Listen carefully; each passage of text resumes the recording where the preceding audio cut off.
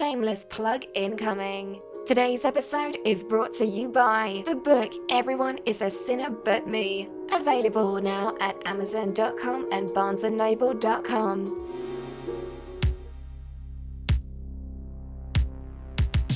Pre-recorded from Volpes Studios, it's the MCS1 show featuring Caleb Hannah and now your host, MCS1. Welcome everyone to another exciting edition of the MCS1 show. I am MCS1, once again joined via satellite, my dear compadre, Caleb Hannah. What up, Caleb? Via satellite. Dude, so many things are up, but we'll talk about those later. We have a lot. You know what else is up? Our t-shirt line. That is what's up. That is what's up. So for those who listened last week, during the MCS 100 show of our 100th episode. The greatest 100th episode ever. Pretty much. We launched a t-shirt line of basically Provo, Utah-centered shirts and also things related to the show.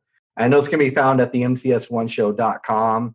And pretty much all the money we're getting from that, we're just using to build up the show and make more t-shirts, to be honest.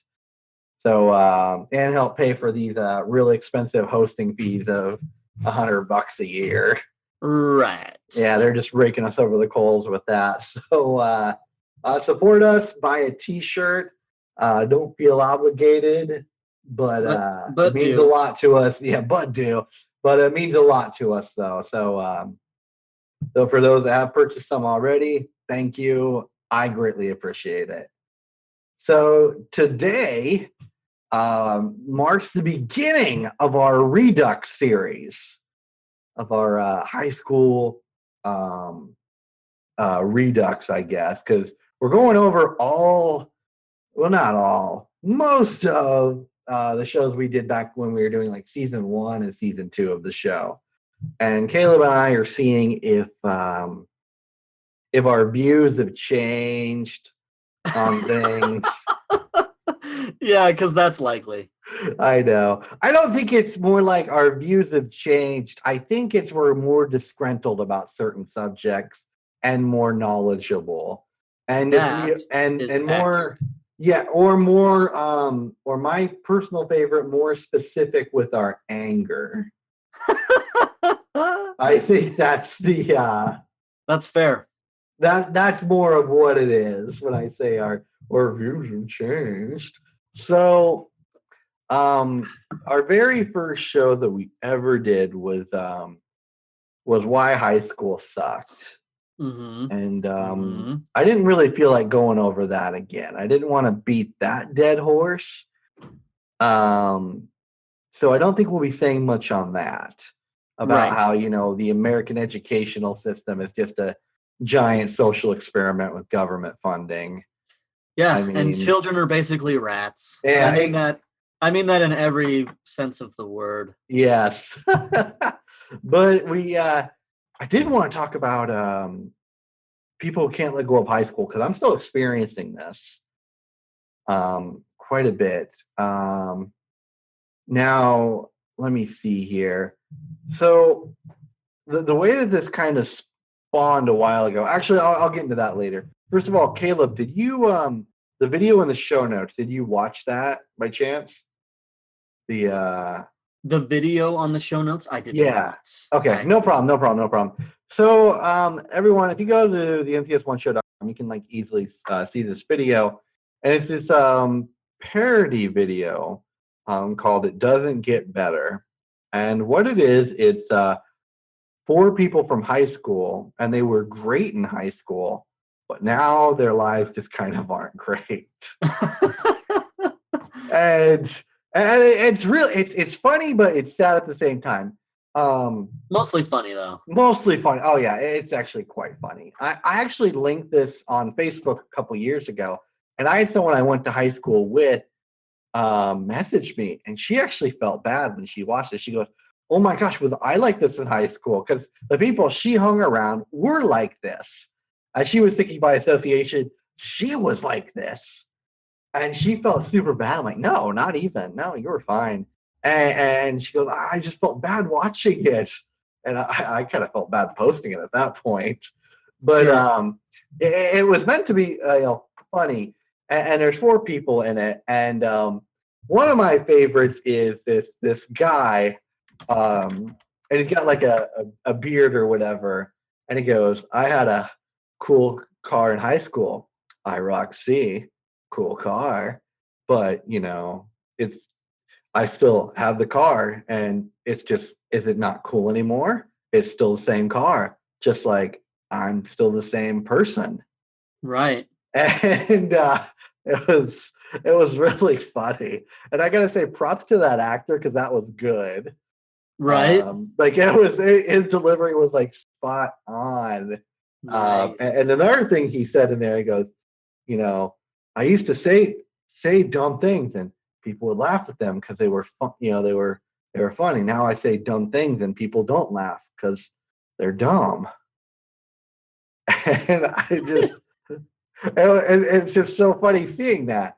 Now I think when we think of people from high school, like the stereotypical dumb jocks or popular cheerleaders or whatever, we tend to view them as they are going to fail in the real world, and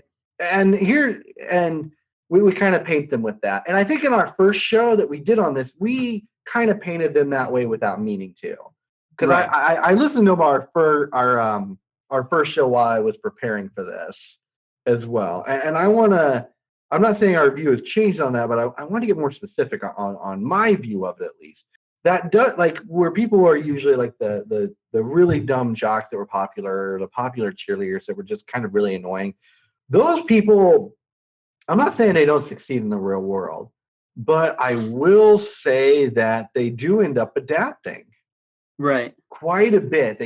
A lot of them get to the real world and they're like, they kind of have a wake-up call, most of them.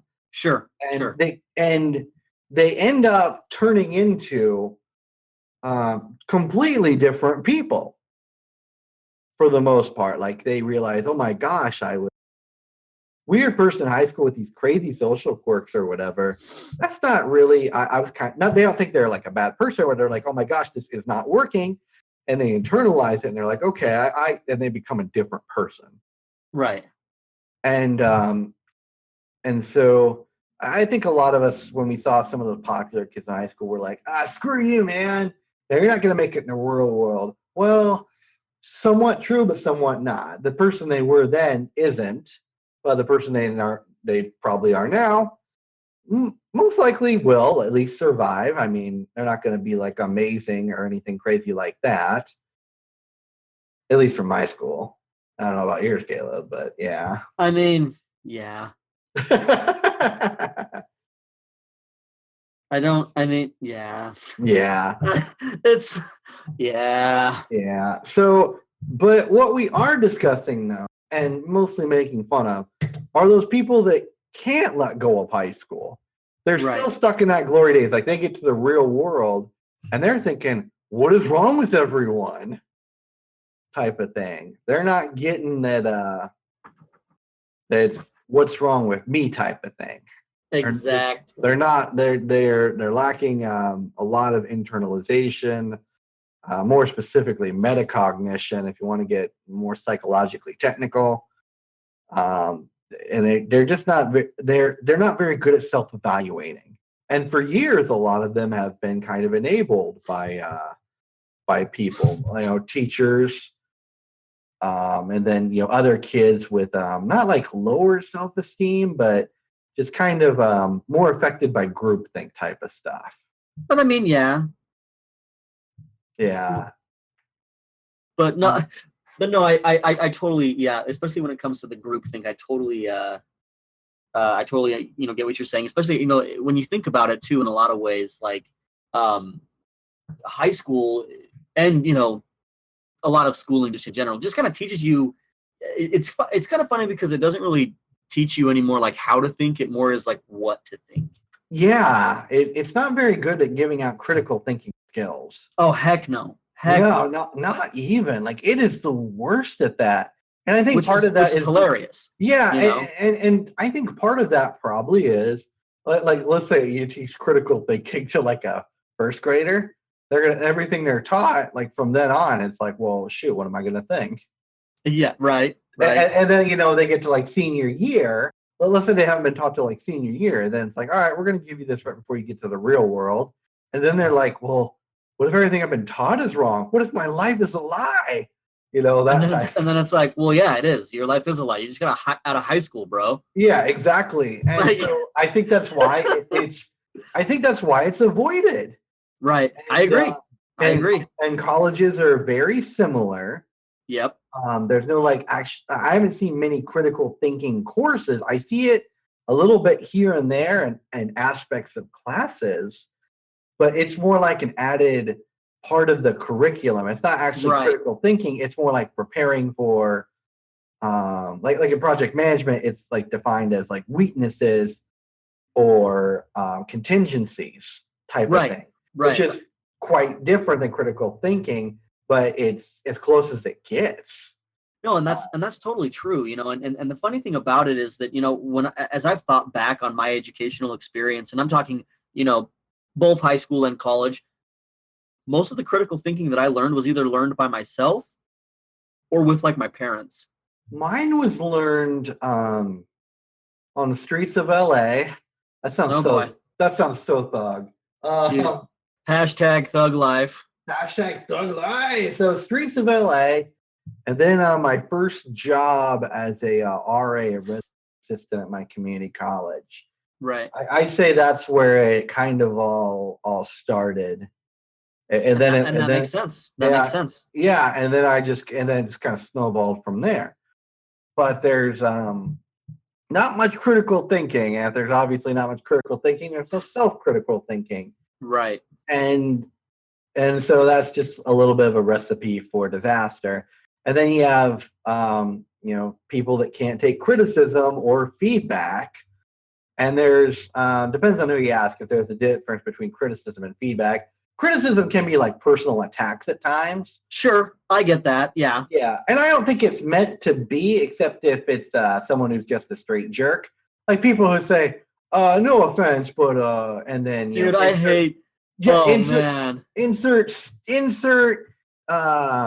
total attack, personal attack here. Yeah, dude. Well, it's like okay.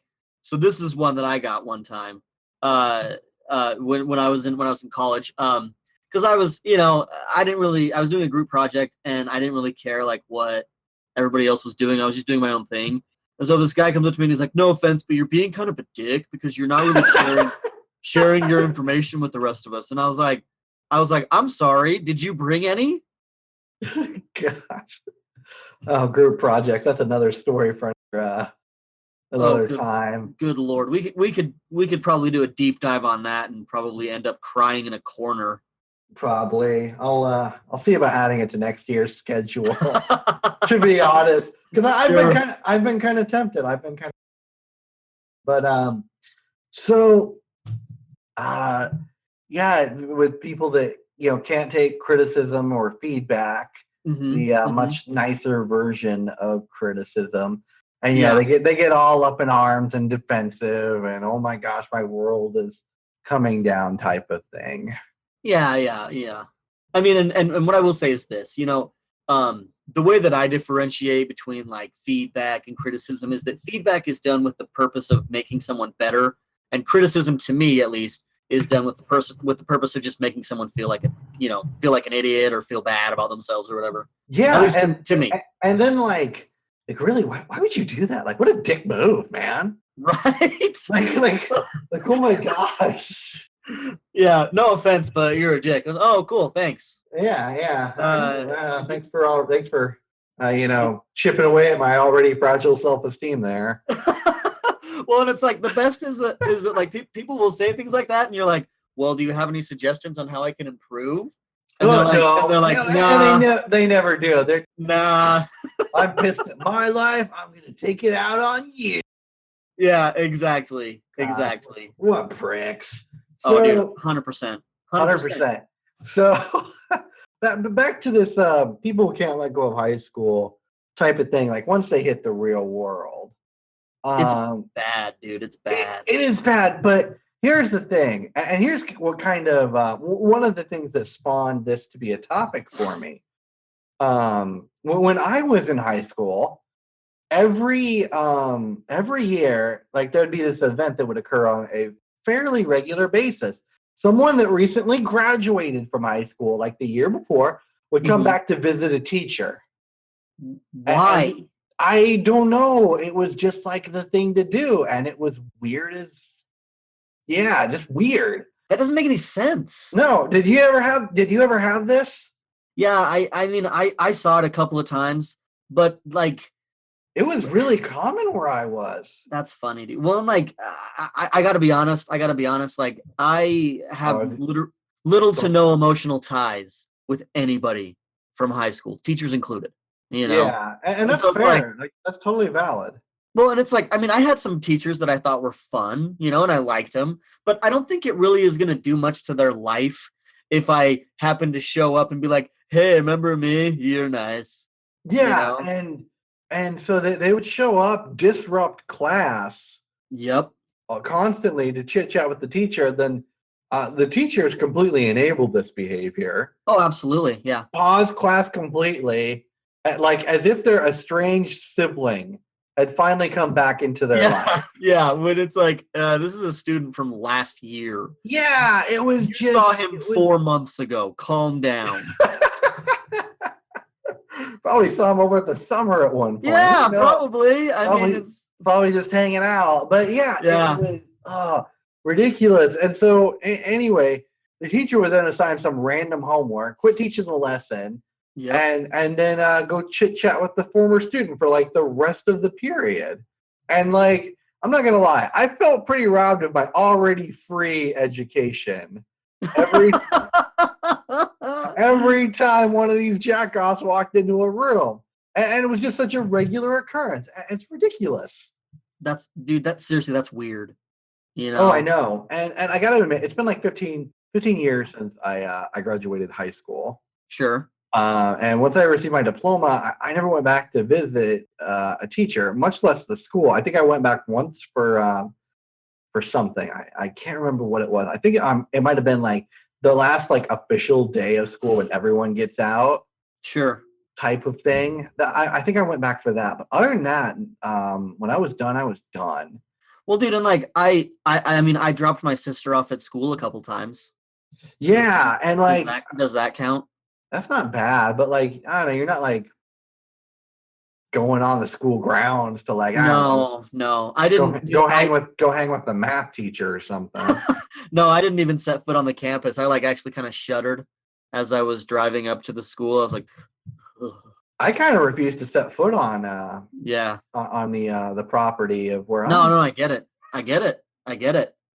It made me physically ill to just think about walking in those doors again. Yeah. And, it's been about 15 years since I graduated high school, but ever since I left and I didn't have that attachment to it, I feel like my life has been like a lot better because I was able to leave that behind. But I can't say the same for many others. No, I totally get it. And I'll be honest, my view of people who can't let go of high school improved over the years. Understatement it hasn't? No. Are you sure? Yeah, I was until you asked me. Oh, okay. But as time goes on, I find myself resenting people more and more. It's like I see all the negative aspects of nostalgia, which to me is pretty much every aspect. There are no positive aspects of nostalgia, but another topic for another time. Sure. But it's like all the negative aspects of nostalgia are just manifest into one living group of people, and it's the people that can't let go of high school. Those gigantic turds that They are. And I feel like a majority of these people are in the same category of people that just can't grow up. I agree. Yep. And I'm not talking Peter Pan Neverland type shit. Legitimately can't. Yeah, I'm talking maturity and their abilities to cope with life, which I guess could probably be interpreted as maturity. Sure. But like where I currently live in the Midwest, there's like a large group of people that just never grew up. Like a quick example of this, and people see it probably, they don't see it as much in Provo. I see it a lot where I am. Sure. It's the guy who still thinks it's cool to have subwoofers in his car and crank it up to like 11 so that everyone within a 5-town radius can hear them blare 50 Cent. Yeah, yuck. It's like the whole I want to be seen and fucking heard mentality with a hint of I don't give a fuck, but please notice me being a douchebag. That's the funny thing about it is they act like they really don't care, but they totally do. Oh, totally. And it's very teenage-esque. Absolutely. Absolutely. But it's even worse when you're doing it in your 20s, or even worse, or even way worse than that, your 30s. Oh, dude. Speaking of the 30s, this next thing right here, what I'm going to talk about is what spawned me to make this our first show topic. And I mentioned this on our very first show. I had a roommate who was like 35, divorced, couple of kids, guy just didn't have a shit together, in the easiest way of saying it. Sure. And one day I caught him looking at his yearbook. I'm sorry, I don't mean to laugh, but who keeps those? Yeah. I feel like this is the exact same conversation we had on the first show. But seriously, who keeps those? Well, I still have mine. I still got my first, not my first one. I have mine from my senior year, which is like the only year that like really matters. I don't even know, dude. I don't even know. You don't even know. Yeah, you didn't know last time either. They're probably in a box somewhere. Yeah, I know where mine is. It's at home at my parents' place in a little shelf. Sure. Like that's where that's where you put them. Yeah, but I'm not like, I don't know, if it disappeared, I wouldn't be sad. So if mine disappeared, I wouldn't even know. Yeah, you wouldn't even know. I wouldn't even know. So I kind of looking at this and asking to get picked on. Oh, absolutely. And I'm like, what are you doing? He's like, school. Did you enjoy high school? And I'm like, no, I didn't enjoy high school. Who enjoyed that? Well, apparently him. And then he this is the last time his life made sense. I think so. I think a lot of people like they peak in high school. Yep. And then after that, it's just all downhill from there. Like I had one of my high school teachers told us high school would be the greatest years of our lives. That is disgusting. It was disgusting. The teacher was in prison for child abuse. No kidding. The teacher was disgusting. Like he was just an idiot, like all around. I had no respect for the guy. Obviously, but I mean, how could you have respect for that guy? I don't know. I don't even know. And so you don't even know. You don't even know. So and then my roommate, 35, looking at yearbooks, reminiscent about his glory days or whatever. The good old days. Yeah, sure. And I'm sure he doesn't have heavy nostalgia goggles on. I'm sure he does. Oh yeah, totally. And so so he's talking about this, and then he tells me about how some girl he went to high school with on Facebook added him. He's like, oh, she's so cute. I wonder what she thinks of me. She was a popular girl. And I'm like, oh my gosh, dude, bro. Get over it. Yeah, pretty much. Get over it, dude. And like, I feel like I've forgotten pretty much most of the people I went to high school with. I remember like 3 of them, and it's because I talk to them still to this day. My 15-year high school reunion coming up this year. You guys are doing a 15-year one? I don't know. I've heard we are, but I've only heard that through rumors of the grapevine. I don't know if we're really doing it or not. I'm probably going to skip. Yeah, Because I haven't invented a new search engine to replace Google yet. And until I do that and have something worth bragging about. I mean, there is DuckDuckGo. You could just claim to be one of the people involved with that. I guess I could. No one will really fact check it. No, because I only know what DuckDuckGo is because it was on an advertisement one time. And they were like, this is better than Google. And I was like, I doubt it. Yeah, it doesn't sound legit. I mean, Bing already tried to say, well, they're better than Google, and all they got was a whole lot of backlash for being idiots. Or for being Bing. I mean, who uses Bing? So, funny story. I got banned from Bing ad rewards. No, you did not. I did. I found a bot you could buy online, and Bing after so many searches, they give you an Amazon gift card of like $3. So I would run this thing daily, get my searches in for Bing. Sure. And then collect my money. I did it for about 3-4 months till they caught on, and then I got banned from it. I mean, that's about the only reason to use Bing. Yeah, I was pretty hurt. I mean, as a bot, I mean, humans should not. I was making a good $3 a week off of it.